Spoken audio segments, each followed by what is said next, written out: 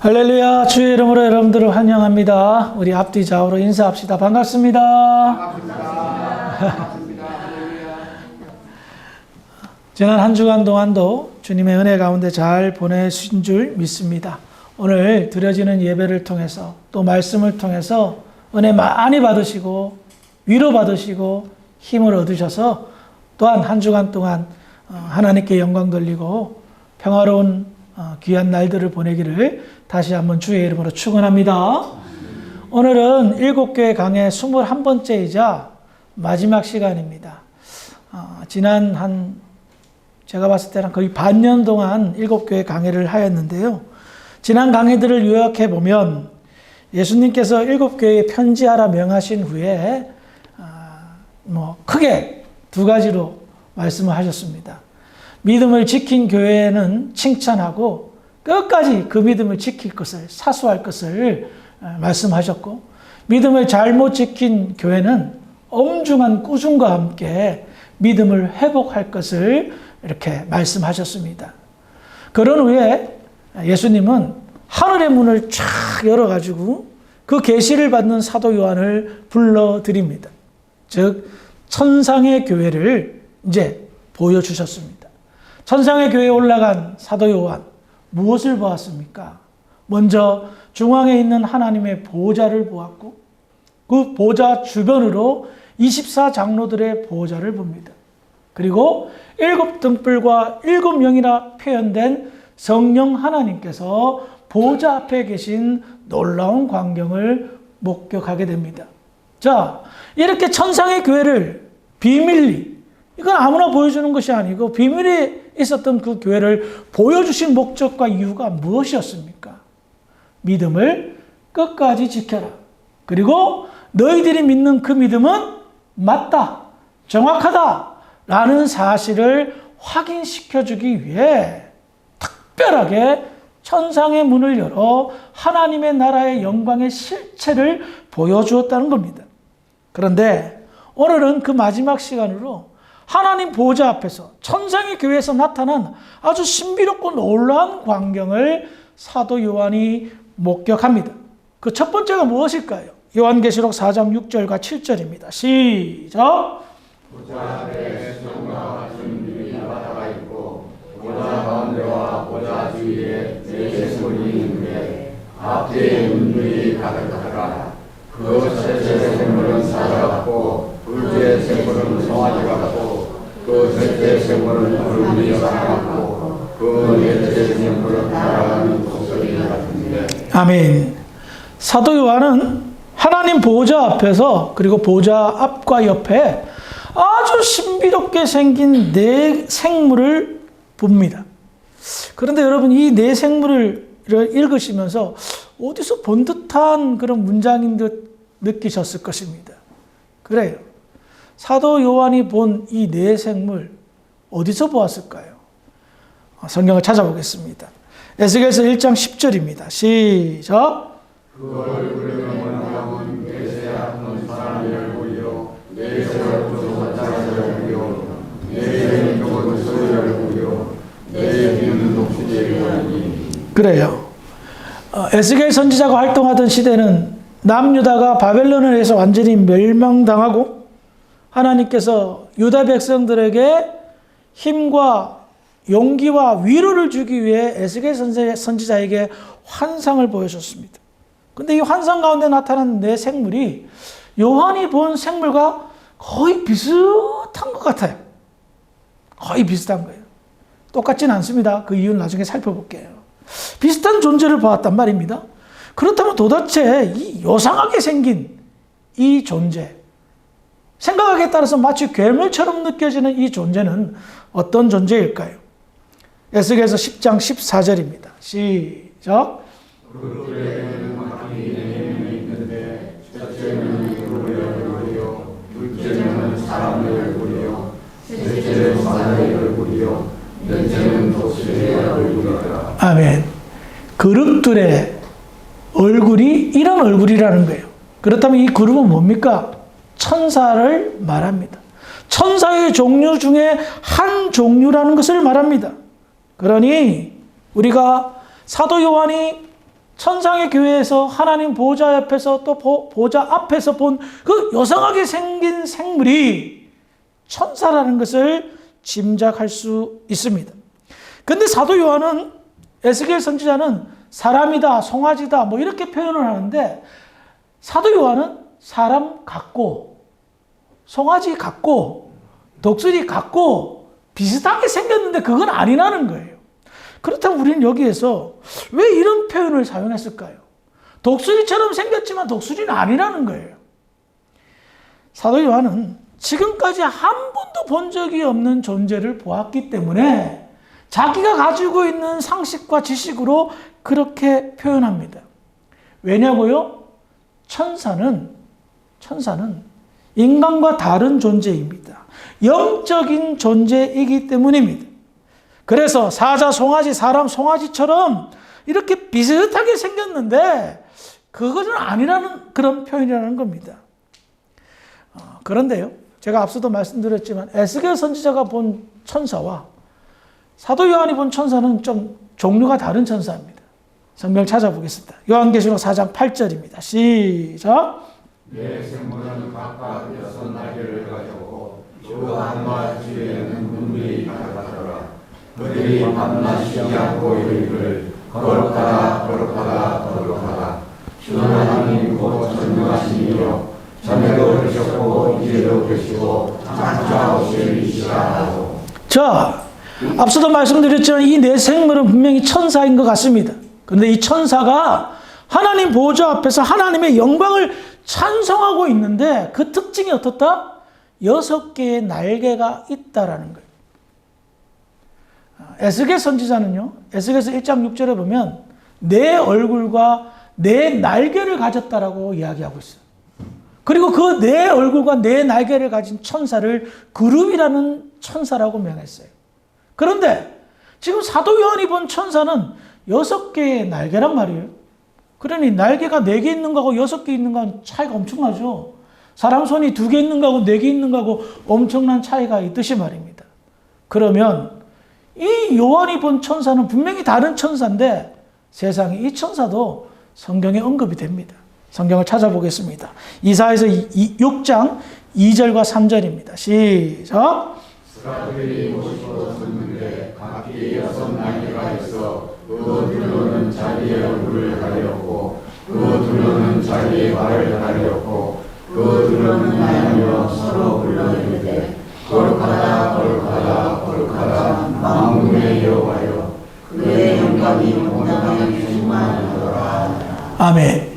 이 모습은 이사야 선지자가 소명을 받을 때 보았던 장면입니다. 앞서 다른 생물을 보았던 에스겔 선지자 역시 마찬가지로 소명을 받을 때 그룹이라는 천사를 보았고요. 이사야 선지자는 하나님 보좌 앞에서 일어나는 스랍이라는 천사를 보면서 소명을 받습니다. 그런데 보십시다. 에스겔 선지자의 봤던 그룹이라는 천사는 날개가 4개인데요. 바퀴가 같이 있어요. 그래서 사방팔방으로 막 왔다 갔다 하는 것이 에스겔서에 표현되어졌습니다. 무엇을 의미할까요? 그것은 하나님께서 지금 쉬지 않고 계시다는 겁니다. 너희들이 멸망당했냐, 포로로 끌려다녔냐, 큰 고통과 어려움 속에 있느냐, 나는 너희들의 모습들을, 너희들의 상황들을 다 지켜보고 있다. 그래서 내가 부리는 천사, 그 천사들이 지금도 쉬지 않고 날개짓하며 바퀴질하면서 너희들을 도와주고 있다 라는 것이었습니다. 그것이 바로 그룹이라는 천사예요. 그런데 이 스랍이라는 천사, 날개가 6개 있는 천사의 특징은 뭐다? 하나님 보좌 앞과 옆에서 하나님의 영광을 찬송하는 천사라는 거예요. 그래서 다른 거예요. 아마도 날개에 따라서 계급이 좀 다른 거예요. 천사도 계급이 있다 그러더라고요. 그런데 이들의 천사의 공통점이 뭡니까? 하나님의 영광의 보좌 앞에서 몸둘 바를 모르면서 두 얼굴을 가리고 두 다리를 가리고 날개짓하면서 거룩하다 거룩하다 거룩하다라며 하나님의 영광을 찬송하고 있단 말입니다. 이것은 무엇을 말합니까? 하나님의 영광 앞에 나타나는 하나님의 거룩하심은 거룩한 영인 천사도 몸둘 바 모를 정도로 거룩한 영광의 존재라는 것을 이야기하고 있다는 겁니다. 하나님께서 이스라엘 백성들에게 출애굽시킨 다음에 광야에서 뭐라고 주문하셨어요? 내가 거룩하니 너희도 거룩하라. 이게 하나님이 율법을 주시기 전에 이스라엘 백성들에게 주신 가장 큰 타이틀이었어요. 백성의 정체성. 내가 거룩하니 너희도 거룩하라. 왜 이 말씀을 하셨는지 우리는 깊은 이해가 필요합니다. 그것은 거룩을 강조하기도 하지만 하나님의 존재에 대한 인식을 깊이 헤아리고 할 것을 이야기하는 겁니다. 왜냐? 하나님을 가까이 하면 가까이 할수록 하나님의 존재를 깊이 인식하게 되며 그 인식 속에서 자연스럽게 하나님을 닮아가는 그 거룩한 삶을 영위하도록 인도하셨던 겁니다. 그래서 거룩은 하나님의 존재를 말씀하심과 동시에 하나님의 자녀들의 존재를 상징하는 겁니다. 결국 교회의 존재감은 거룩함에 달려있다는 것을 기억해야 됩니다. 교회가 세상으로부터 질타를 받는 이유는 무엇입니까? 세속화되었기 때문입니다. 세속화되었다는 것은 세상을 닮아가고 따라간다는 것이에요. 세상을 닮아간다는 것은 교회가 거룩을 상실한 것이며 거룩을 상실했기에 하나님의 존재를 표현할 수 없고 하나님의 임재가 나타날 수 없어요. 거룩한 곳에 하나님의 영광이 나타나기 때문입니다. 그래서 세상이 우리는 그래 물들었어, 세속화되었어, 너희들은 좀 보여주란 말이야. 그런데 교회가 세상 따라하는 거예요. 세상 쫓아하는 거예요. 그러니 세상은 교회에 실망하고 손가락질하는 거예요. 우리가 완전한 거룩을 추구할 수는 없어요. 육체의 몸을 가지고 있고 변질된 죄성이 아직도 영원히 살아있기 때문에. 그러나 우리의 노력과 우리의 믿음의 삶이 조금씩 좋아진다면 거룩의 품위가 여러분들을 통하여 교회를 통하여 나타나게 된다는 거예요. 그러면 자연스럽게 교회는 부흥하게 되고 그 모습에 감동받는 세상 사람들이 발걸음을 지옥으로 향하다가 천국으로 돌이킨다는 겁니다. 그러므로 이런 생각을 해야 돼요. 철학자 데카르트라는 사람이 있는데요. 이 사람은 나는 생각한다, 고로 존재한다 라는 철학의 명제를 통하여 철학의 어떤 그런 획기적인 장을 마련합니다. 인문 철학의 시조가 바로 이 데카르트가 말한 나는 생각한다, 고로 나는 존재한다는 명제로 출발해요. 그런데 그것은 어디까지나 인문 철학, 인간의 한계를 드러낼 뿐입니다. 생각하는데, 그래서 인간이고 존재하는데, 진정한 그리스도인은 나는 거룩하다, 고로 나는 존재한다가 맞다는 겁니다. 거룩한 존재로 존재하게 될 때에 진정한 그리스도인의 정체성이 나타나고 그로 말미암아 하나님의 영광과 하나님의 나라가 보여지고 비춰진다는 것입니다. 이것이 생명의 역사고 이것이 생명의 역사의 능력이며 이로 인하여 하나님의 영화로움이 드러난다는 거예요. 다시 본문으로 돌아오세요. 자, 하나님 앞에 영광의 찬송을 올리는 천사들. 그런데 이사야 선지자가 보았던 그 찬송과 사도 요한이 듣고 보았던 찬송이 좀 내용이 조금 다릅니다. 요한계시록 4장 8절 하반절을 보겠습니다. 시작. 주 하나님 곧 전능하시며 전에도 오시고 이제도 오시고 장차 오시리시다. 이사야 선지자는 이 소리, 이 찬송을 못 들었어요. 왜 그랬을까요? 왜 이 찬송을 못 들었을까요? 같은 하나님의 나라에서 똑같은 스랍들이 하나님의 영광을 찬송하는데 거룩하다, 거룩하다, 거룩하다 이거는 또 동일해요. 그런데 주 하나님 전능하신 이여 전에도 계셨고 이제도 계시고 장차 오실 이시다라는 이 찬송을 못 들었어요. 이유가 뭘까요? 이사야 선지자가 활동할 때는 주님 오시기 전 700년 전이에요. 이해하시겠어요? 주님이 오시기 전이기 때문에 장차 오실 이시라는 말을 안 한 거예요. 그러나 사도 요한은 주님이 오신 후에 천상에 올라가서 이 찬송의 소리를 들었다는 겁니다. 전에도 계시고 이제도 계신 하나님. 그런데 그 하나님이 어떤 상황이다? 어떤 것을 준비하고 계시다? 어떤 것을 계획하고 계십니까? 장차 오실 것을 계획하고 있다는 것입니다. 이건 무엇을 말합니까? 지금 세상에서 고군분투하며 목숨의 위협을 받으며 신앙생활하고 있는 믿음의 성도들에게 하나님의 계획이 뭔지 아니? 장차 그분이 다시 오실 거라는 겁니다. 그러므로 너희들이 믿는 하나님 틀린 적이 없다. 그리고 너희들에게 약속하신 그 약속, 무슨 약속? 사도행전 1장 10절부터 11절 읽어봅니다. 시작. 올라가실 때 제자들이 자세히 하늘을 쳐다보고 있는데 무너짐을 못 사람이 그 곁에서 이르되 갈릴리 사람들아 어찌하여서 하늘을 쳐다보느냐 너희 가운데서 하늘로 올려주신 이 예수는 하늘로 가심을 본 그대로 오시리라 하였느니라. 지금 예수님이 승천하실 때에 흰옷 입은 두 천사가 뭐라고 약속합니까? 이분 다시 오실 것이다라는 거예요. 이것이 초대교회 성도들에게는 어떤 것입니까? 무슨 의미입니까? 믿음의 발판이요 근본이 됩니다. 우리 예수님이 다시 오셔서 새 예루살렘과 새 땅을 만드실 것이다. 하나님의 나라의 영광이 임할 것이다라는 것을 약속했기에 이 믿음을 가지고 그 혼란과 환란과 고난과 고통을 이겨냈던 거예요. 믿음으로. 그런데 사도 요한이 하나님의 나라 올라가서 봤더니 천사들이 그것을 찬송하고 있는 거예요. 하나님의 계획을 찬송하고 있는 거예요. 얼마나 가슴이 벅찼겠습니까? 그 모습을 보면서 말입니다. 그런데 이렇게 천사들의 합창을 듣고 있을 그때에 그와 동시에 다음과 같은 일이 벌어집니다. 요한계시록 4장 10절과 11절입니다. 시작.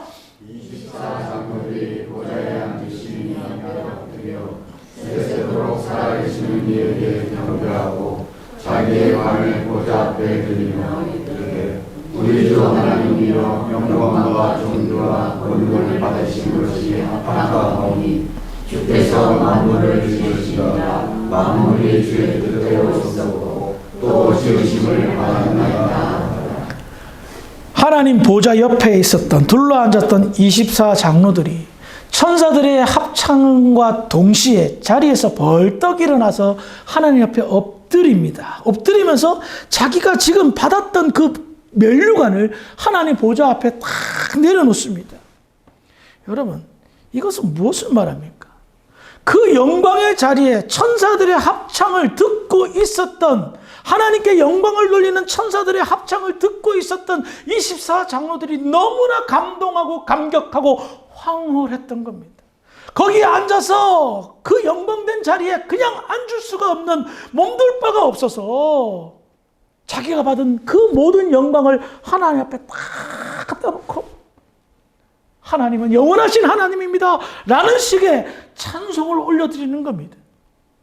그런데요, 이 역사적인 장면, 영광의 장면이 이미 오래전에 예언되었던 장면입니다.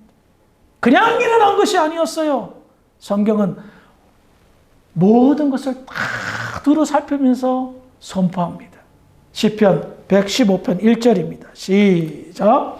여호와여 영광을 우리에게 돌리지 마옵소서. 우리에게 돌리지 마옵소서.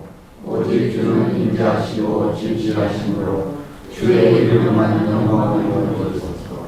시편 115편 기자는 천상의 교회에서 일어날 그 영광받는 그 날을 성령의 감동을 받은 거예요. 그래, 자기 존재를 생각해 보니까, 그래, 내가 열심히 살았어, 믿음으로 살았어, 그래서 천국에서 보상받아서 면류관을 쓰고 보좌에 앉아서 천국의 영광을 누리고 있어. 그런데 그 영광을 누리는 그 순간 너무너무 뭐라고 그럴까요? 뭐 양심의 가책은 아니에요. 너무 벅찬 거예요. 하나님, 제가 하나님의 영광 받으심이 당연하지, 제가 지금 이 영광 받는 게 너무 송구스럽습니다. 저희들한테 돌리지 마세요. 제가 하나님 다 영광 돌리겠습니다. 여러분 생각해 보세요. 그 얼마나 황홀한 순간이에요. 하나님이 천사들의 합창을 받으면서 영광받고 계실 때에 야, 너희들 건방지게 같이 앉아있냐? 너희들도 여기서 인사해. 찬양해. 이게 아니었어요. 내가 받는 것, 내가 영광 누리는 것 같이 누리자. 이런 거예요. 그 상황 속에서 몸둘 바를 몰라요. 성도를 대표하는 24명의 장로들이 자기가 받은 면류관을 내려놓고 하나님 감사합니다 라고 찬송하고 그렇게 영광을 돌리는 거예요. 시편 115편 15절부터 18절까지인데요. 천천히 읽어봅시다. 시작. 너희는 천지를 지으신 여호와께 복을 받는 자로다. 하늘은 여호와의 하늘이라도 땅은 사람에게 주셨도다. 죽은 자들은 여호와를 찬양하지 못하나니 존박한 대로 내려가는 자들은 아무도 찬양하지 못하리로다. 우리는 이제부터 영원까지 여호와를 송축하리로다. 할렐루야. 아멘. 저 따라 합시다. 할렐루야. 할렐루야. 이 찬송 보세요. 자기가 생각해 보니까 천지를 지으신 하나님, 천지를 창조하시고 만물을 다스리시는 하나님을 믿는 것, 이게 얼마나 복이라는 것이 몰라요. 내가 어떻게 그 하나님을 믿냔 말이에요. 그런데 보십시다. 하나님을 믿는 사람의 특징이 뭐다? 할렐루야. 하나님을 찬송하고 찬미한다는 겁니다. 그런데 죽은 자들은 하나님을 찬송할 수가 없어요. 여기서 죽은 자는 무엇입니까? 믿지 않는 사람.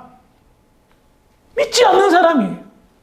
무엇을? 하나님이 천지를 창조하시고 예수 그리스도를 통하여 우리의 죄를 용서하시고 하나님의 나라의 영광에 우리를 불러주실 그 사실을 못 믿는 사람들은 하나님을 찬송하지 못해요. 그러나 하나님을 찬송하는 자는 복이 있도다. 여러분, 오늘 제가 부임하고 처음으로 드럼 가지고 찬송하는데 굉장히 마음이 설레었습니다. 드럼이 이게 박자가 사람의 마음과 이렇게 좀 이렇게 북돋아주는 그런 악기인 것 같아요. 저는 늘 생각합니다. 하나님을 찬양할 수 있다니 이 얼마나 감사한 일인가. 예배 시간에 찬송을 몇 번 부르잖아요. 여러분 허투루 부르지 마세요. 그 부르는 것 자체만으로도 어마어마한 영광이라는 거예요. 특별히 부르실 때 가사를 좀 음미하면서 부르세요. 그 내용을 생각하면서 부르세요. 멜로디만 따라 부르지 말고. 성령의 영감을 받은 찬송 작사들이 작곡을 하고 작사를 하면서 하나님의 영광을 위해서 그 찬송을 지은 거예요. 얼마나 많은 사람들이 이 찬송들을 들으면서 변화되고 하나님을 발견한지 몰라요. 그런데 우리가 예배 시간에 우리만의 공간에서 악기와 함께 찬송을 부른다? 예행 연습인 거예요. 아멘? 영원한 하나님의 나라의 영광에서 하나님의 영광 앞에 몸둘 바를 모르고 너무나 감격해서 떨리는 입술과 설레이는 가슴을 안고 하나님의 영광을 찬송하는 것이 지금 여러분들이 예배 시간을 통하여 일상생활을 통하여 입술을 열어 하나님의 영광을 찬송하는 거예요. 찬송이 왜 특별한 줄 아세요? 세상 노래는요, 내 마음을 또 즐겁게 하고 내 마음에 위로를 줄 때가 있어요. 찬송은요, 내 마음과 내 마음을 즐겁게 하고 위로도 하지만 하나님께 영광을 돌리는 다름이 있어요. 차이점이 있어요. 세상 노래가 나쁜 거 아니에요. 부르면서 좀 기쁨도 얻고, 또 그런 어떤 가사말의 위로도 받으세요.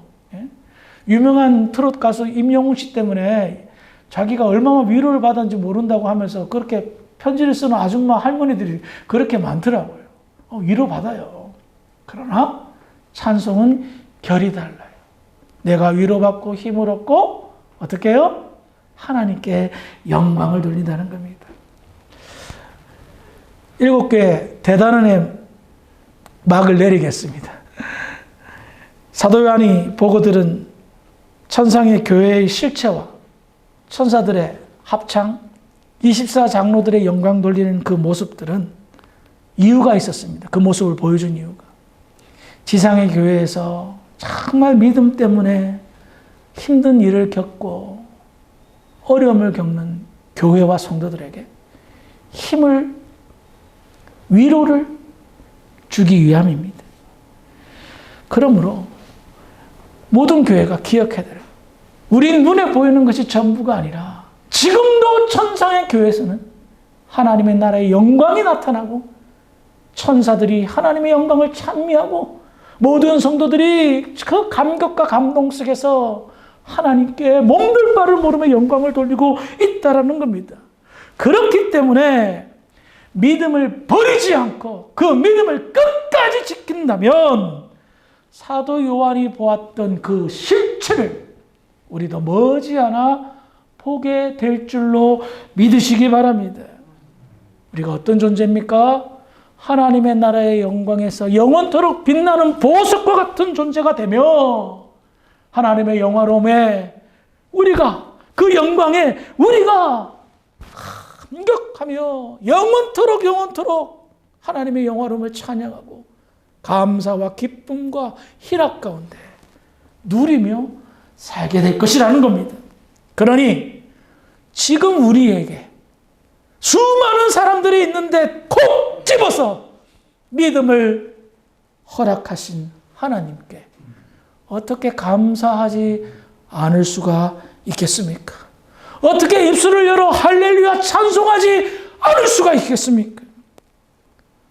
우리를 특별한 존재로, 대단한 존재로, 위대한 존재로 붙들어 주시고 세워주신 하나님의 은혜에 감사하며 끝까지 믿음을 지키고 사수해서 그 믿음으로 하나님의 나라의 영광에 함께 동참하기에 부족함이 없는 믿음의 교회 모든 성도들이 되기를 주의 이름으로 축원합니다.